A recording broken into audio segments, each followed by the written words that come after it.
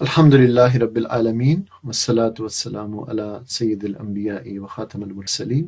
ہم اپنی آج کی فہم قرآن کلاس میں اس موضوع پر بات کریں گے کہ نفع و نقصان کا مالک اللہ ہی ہے، اور یہ توحید کا ایک اہم موضوع ہے۔ سورہ یونس کی آیات آپ کے سامنے ہیں۔ اعوذ باللہ من الشیطان الرجیم، بسم اللہ الرحمن الرحیم۔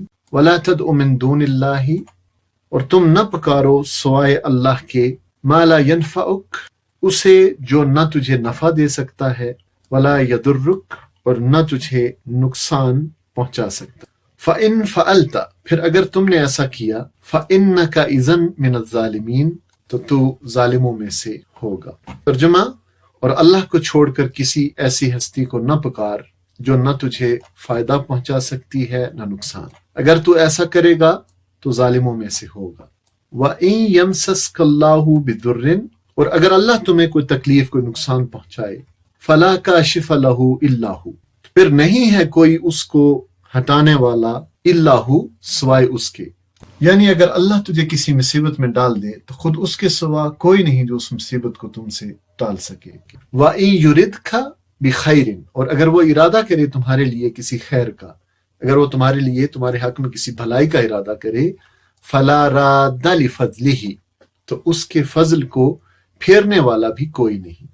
یصیب بہ من یشاء من عبادہ، وہ اپنے بندوں میں سے جس کو چاہتا ہے اپنے فضل سے نوازتا ہے۔ وہو الغفور الرحیم، اور وہ درگزر کرنے والا اور رحم فرمانے والا ہے۔ تو اس کے پہلے حصے میں دیکھیے کیا فرمایا گیا، اور اللہ کو چھوڑ کر کسی ایسی ہستی کو نہ پکار جو نہ تجھے فائدہ پہنچا سکتی ہے نہ نقصان۔ یہ توحید کا بنیادی درس ہے، اور اللہ کے سوا کسی دوسرے کو پکارنا شرک ہے۔ یہاں دلیل یہ دی گئی ہے کہ جو تجھے نہ فائدہ دے سکے نہ نقصان دے سکے، اس کو پکارنے کا جواز کیا ہے۔ اور دوسرے حصے میں 107 نمبر آیت میں فرمایا گیا کہ اگر اللہ تجھے کسی مصیبت میں ڈال دے تو خود اس کے سوا کوئی نہیں جو اس مصیبت کو ٹال سکے، اور اگر وہ تیرے حق میں کسی بھلائی کا ارادہ کرے تو اس کے فضل کو پھیرنے والا بھی کوئی نہیں ہے۔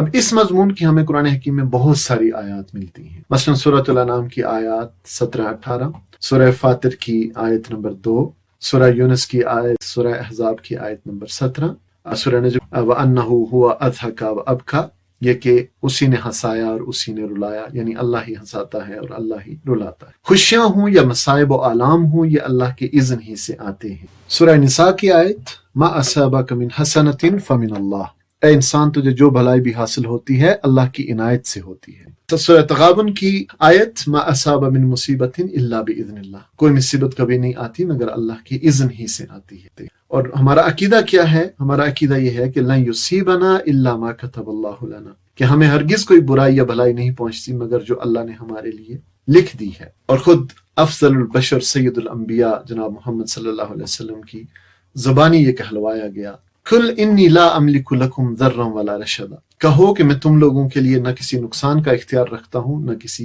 بھلائی کا۔ اور اپنے لیے بھی ایک کہلوایا گیا کہ قل لا املک لنفسی نفعا ولا ضرا الا ما شاء اللہ، کہ میں اپنی ذات کے لیے بھی کسی نفع و نقصان کا اختیار نہیں رکھتا، اللہ ہی جو کچھ چاہتا ہے وہ ہوتا ہے۔ تو جب یہ بات ہے کہ نفع و نقصان کی قدرت صرف اللہ کے پاس ہے، تو پھر کیا ہونا چاہیے؟ پھر خوف، ڈر صرف اللہ کا ہونا چاہیے، جیسا کہ سورہ مائدہ میں فرمایا گیا فَلَا تَخْشَوْا النَّاسَ وَاخْشَوْنِی، پس تم لوگوں سے نہ ڈرو بلکہ مجھ سے ڈرو۔ تو اللہ کا خوف ہونا چاہیے، اور امیدیں بھی اللہ سے ہی وابستہ ہونی چاہیے۔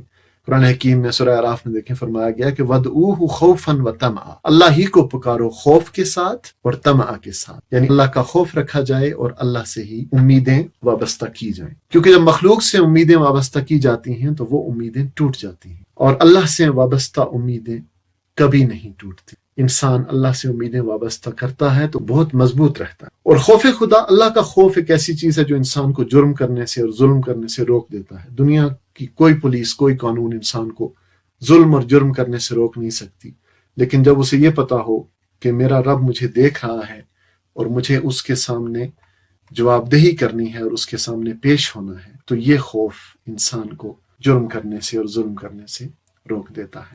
اسی زمن میں ایک حدیث مبارکہ ہمیں ملتی ہے، حضرت عبداللہ ابن عباس رضی اللہ تعالیٰ عنہما ان سے روایت کرتا ہے کہ رسول اللہ صلی اللہ علیہ وسلم نے ان سے فرمایا وَعْلَمْ، اور جان رکھ، ان الامۃ لو اجتمعت علی ان ینفعوک بشیء، یہ کہ لوگ لو اجتمعت سب کے سب جمع ہو جائیں، علی اس پر، ان ینفعوک بشیء کہ تجھے کسی چیز کے ساتھ تجھے کسی چیز کا فائدہ پہنچائیں، لم ینفعوک الا بشیء قد کتبہ اللہ لک، تو تجھے کوئی نفع نہ پہنچا سکیں گے سوائے اس کے جو اللہ تعالیٰ نے تیرے لیے لکھ رکھا ہے۔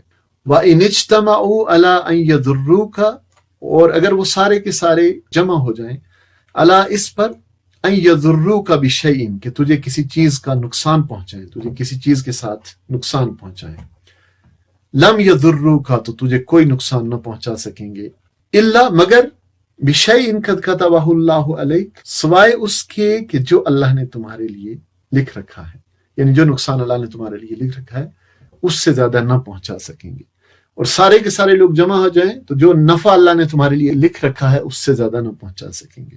اب دیکھیں موسیٰ علیہ السلام کی مثال ہے کہ فرعون بنی اسرائیل کے بچوں کو قتل کرواتا تھا کہ موسیٰ علیہ السلام سے بچ سکے اور اس کا اقتدار سلامت رہے، اور اللہ نے موسیٰ علیہ السلام کو اس کے گھر میں پرورش کروایا، اس کی تدبیریں اس کے اوپر الٹ تھیں۔ یوسف علیہ السلام کے ساتھ کیا کچھ ہوا، اللہ نے انہی سارے واقعات کو، انہی ساری چیزوں کو یوسف علیہ السلام کی عزت اور عظمت کا ذریعہ بنا دیا۔